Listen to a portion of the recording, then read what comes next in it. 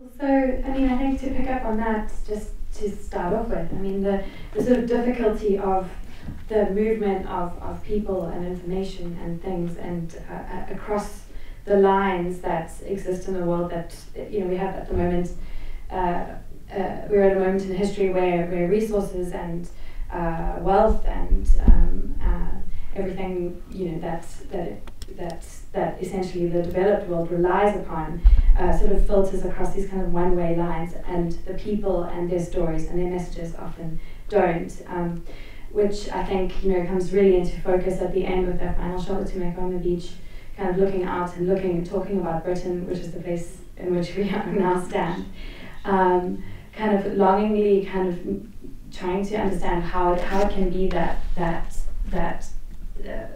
this kind of looming multinational companies have this immense control over their lives and their lifestyles, and over history, but they themselves have no voice and no ability to kind of manipulate or control their lives in relation to those kinds of structures of power.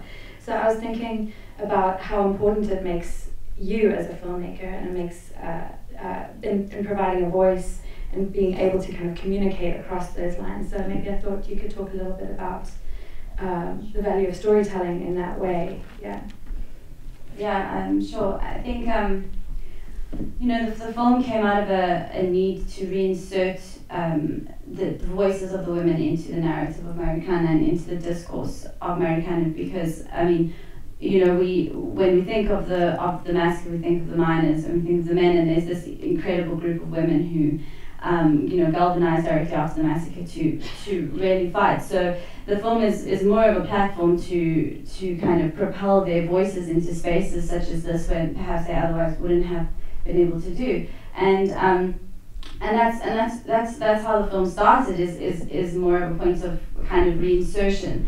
And then it grew as the political climate was changing in South Africa, because the film has taken, it's been a 3-year journey with the film, and then we really started, especially when the women took on the linemen through the IFC and the World Bank, it became a crisis. It's always been a crisis, but it became a critical moment in the filmmaking process to really focus on that and the extractives, and not only just the reinsertion of voices, but to focus on socioeconomic development that predated the massacre and continues to this day.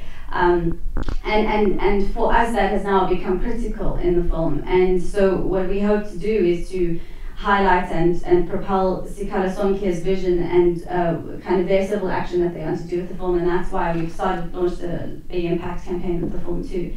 So we're planning on targeting shareholders and stakeholders, mining affected communities, feminist organizations across the global south and also across the world. Because I feel it's very important. These festival spaces are very important, especially. She speaks about Britain and we're here, and I mean London is based in the UK, and yet on the ground, as she says, the platinum goes through their hands and up and out the country, which I think is something that happens all the time in all mining communities. But it's also very important to take the film to mining affected communities, and that's what we also plan on doing with the film. I think it's interesting using the term mining affected in the sense that we would speak about diseases or that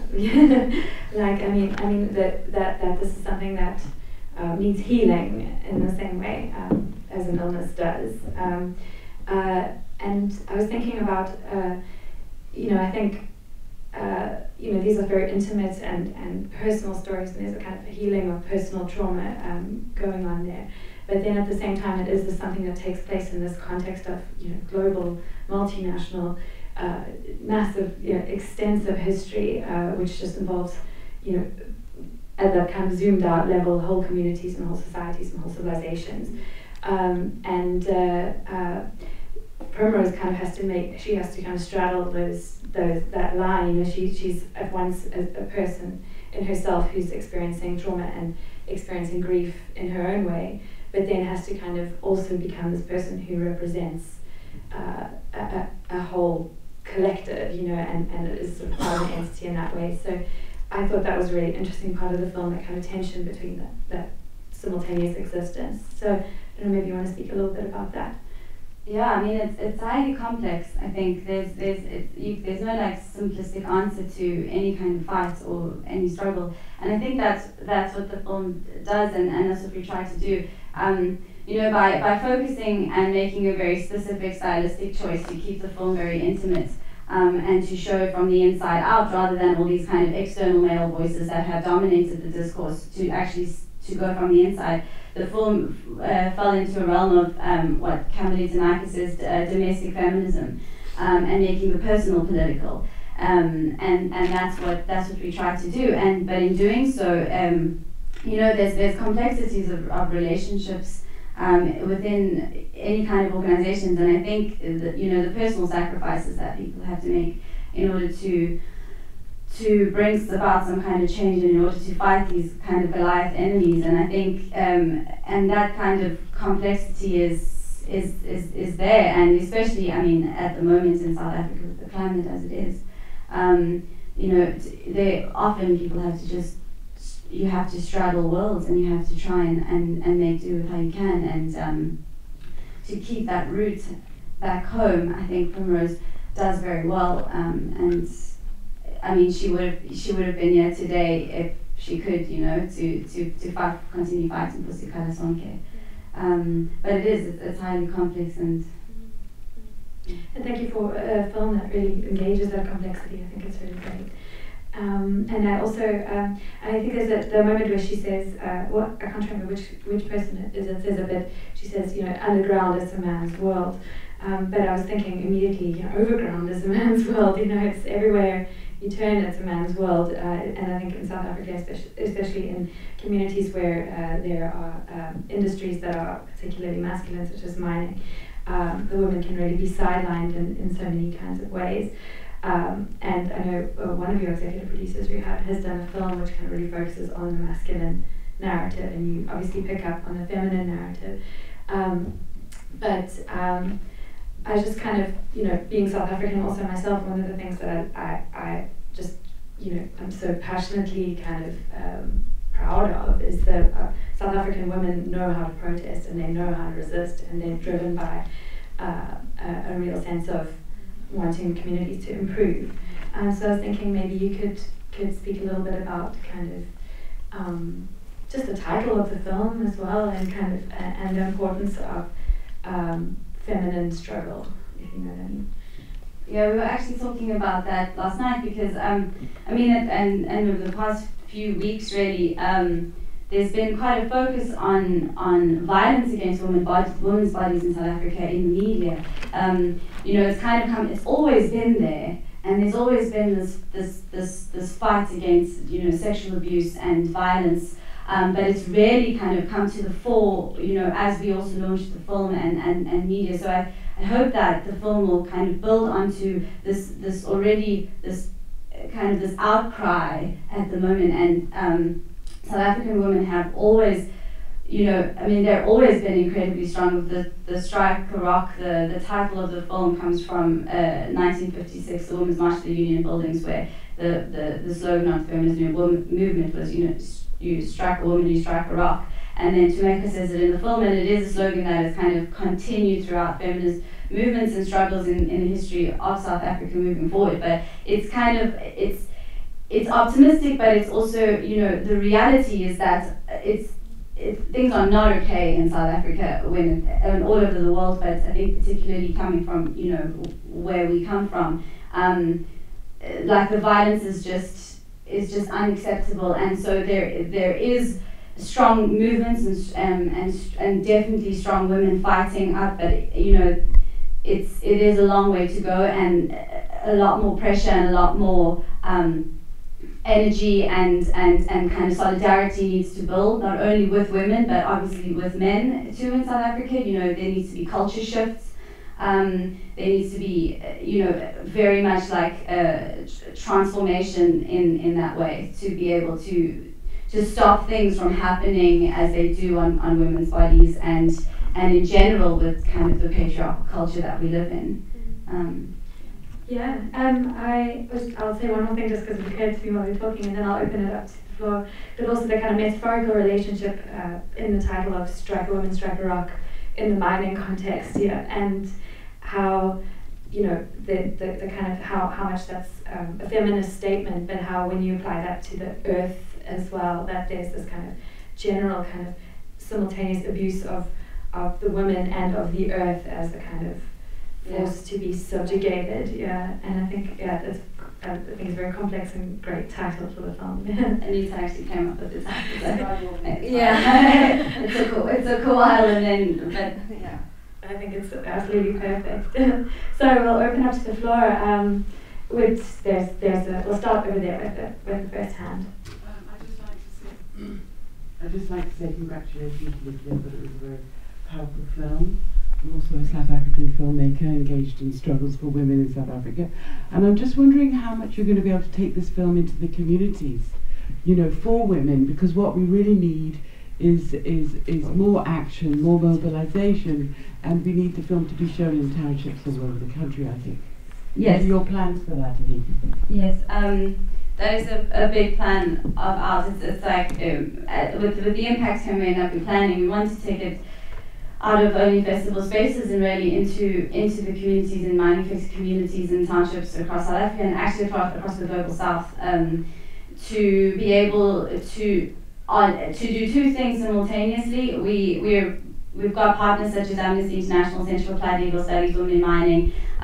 We plan on taking SLP toolkits specific to different organizations, to different communities, so that the communities know their rights and recourse, as well as feminist workshops throughout. One of the big plans of Sikhala, and we always the whole film has been in collaboration with Sikhala Sonke, and the Impact Campaign is too. One of their biggest goals is to grow Sikhala Sonke as an organization across South Africa, and that's what we're planning on doing with kind of a mobile cinema unit. Another hand. There we go. And then we'll go there, and then we'll go here. Yeah, it's great. I really enjoyed it again. It's the second time I've seen it on the big screen. I think one thing that strikes me as universal, and it's touched on in the film, is that tension between community organisation and political organisation.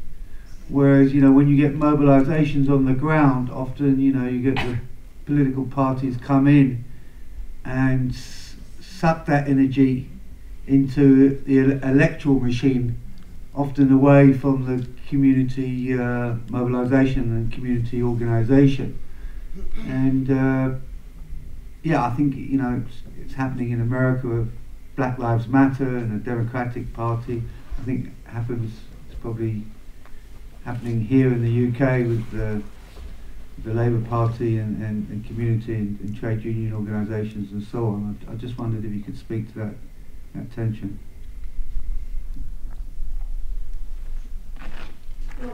No, I just thought you'd take maybe more than one. Yeah, we can do two at a time. We've got time to answer them. I was going to say something similar, but also I wanted to congratulate you. The film is excellent, and the women's voice really comes through, as well as the miners. I think that the distinction is not so necessary between. The distinction is not so necessary. This really is a common struggle. Again. She hasn't got to the question yet. No, the thing that comes through very clearly to me the women are very aware of the neoliberal system in which they are under, because this is not just about the mining company. This is about the South African government. This was done in collusion. When they go to Zuma and say, who is the killer here, and who is, they are very aware that they have been sold out. The South Africa, post-apartheid, which should have liberated black people, because the race issue is still here. It's not happened. That's what's really, your film is absolutely great, because the women themselves know they've been sold down the line, but not just by the global company and of course, the whole history of colonialism and post-colonialism, but of course by the new government, the post-apartheid government in South Africa. I don't think that was a question, actually. But, Good comment. Okay. Exactly. I think that's exactly kind of the complex and tumultuous place that we find ourselves in South Africa, where your own post-apartheid government can send police force to kill 34 people with live ammunition. I mean, that's where we're living, and I think so. There's definitely like a huge sense of betrayal and a huge sense of loss, and the trauma then that permeates through that, and the collusion between the mining company and the government is very clear. It was clear in Mine and Shut Down, and it still prevails in this film. And I think that's where politics also becomes very, very interesting, because I think it's also this sense of loss of hope. And then when you have a political party coming in that thinks that that will provide you again with hope, or will listen to you and just listen to your woes, then that becomes also a thread to hold on to. But that's complex because it starts on the ground. It's Marikana was it was the first EFF. They basically launched. They launched, so EFF was launched in Marikana, and then they launched from that moment in history.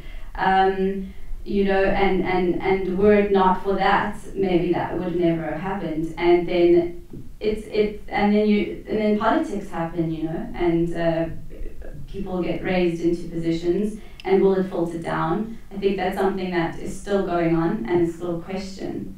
You want to add? Yeah, I agree with what you said completely. The women understand the dynamics of all of this so well. They understand that the massacre would not have happened without the collusion between a mining company and the state, and that there's an elite that is protected by the current government, which has become a black elite, which has become very rich and powerful because of this kind of collusion with the big companies. They're working hand in hand, and the women understand that. They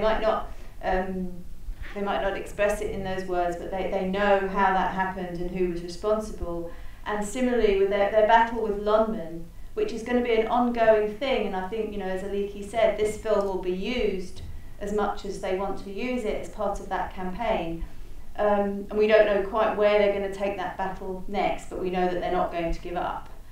I've lost my train of thought completely, but I think we should take it here in the UK. Well, this is why we were so disappointed that they weren't here. And they feel that this is the site of where Lomond sit and where they want to take the struggle. And we are hoping that if they arrive on Tuesday morning, if the visas come in and they still manage to come to England, we're definitely going to take them to the London offices and do a picket there and have placards. So if any of you are in London next week, please, we're going to invite you to join the film community by going onto the website and giving us your email address, and we will be putting out social media and messages on what's going to happen next Thursday if they do come and if we do go to London. But that's just one thing, one thing of many ideas that we'll do with them.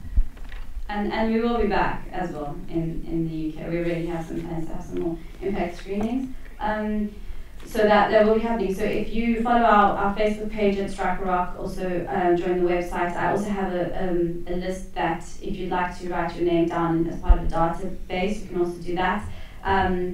Also alternatively on the website, that'll also be happening. So yeah. There's just one more thing I wanted to say about the fact that South Africa is a very, very sexist country. We are, in terms of violence against women, we're probably one of the top places in the world, and particularly recently it's been brought to our attention more. The figures are coming out. It's absolutely horrendous. It feels like a really dangerous place to be as a woman, and I know that's also happening in other countries in the world, but we're talking about South Africa. So for me, this film's so important because it actually it gives agency and gives power, and we're not focusing on the weakness and the oppression. We touch on it in the film, but the large thing that we're focusing on is the power that women have that is very often completely unseen and unspoken of. I mean, the EFF, the Economic Freedom Fighters, formed a few months before the 2014 general election, and they have 25 MPs in Parliament as a result of, you know, a brand new party, a baby, getting voted to that extent. And largely that was to do with what you saw the women going door to door and building the party. But the face of the party is the strong man, you know, Julius Malema. So, you know, we're hoping that on many levels this film will start to show a very different story about the agency that women do have within communities. Because although somebody said it, it's not seen and it's not known. But if you go into those communities, you'll find out that the women, that they describe themselves as the lions, you know, the people that get things done, the people that hold the organisations together. But we don't know about that until we see it in these sorts of stories. Is there another hand? Yeah, go ahead. Microphone's on this way. Just a comment. Never be afraid to fight Goliath. All it needs is a well-directed rock, and let's hope this film is a proverbial rock. Unfortunately, we have to call it a day after that, but thank you all for coming out to see Aliki's wonderful first film, and it's really a privilege to have you here, and I personally think it's an extremely important film, and I wish you guys luck going forward with your impact screenings, and I hope you change a lot of minds in spaces like these, because it's very, very important. So thank you. We love you.